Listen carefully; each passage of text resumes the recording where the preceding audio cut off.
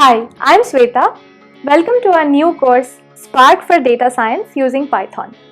If you're an analyst or a data scientist, then you're used to working with multiple systems and languages when you work with data. SQL, R, Python, Java, and so on.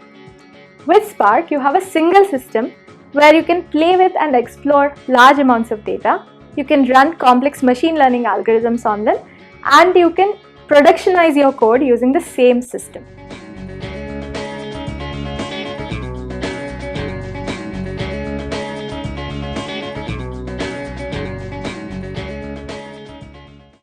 Spark's core functionality is driven by RDDs or resilient distributed datasets.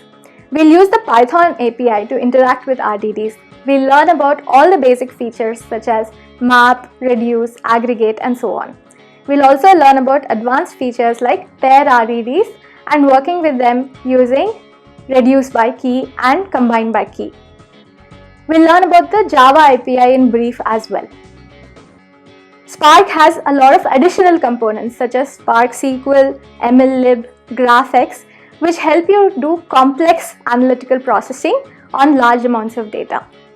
We'll be looking at algorithms like PageRank, recommendations, spam classification, and we'll see how to use Spark's additional components to program these.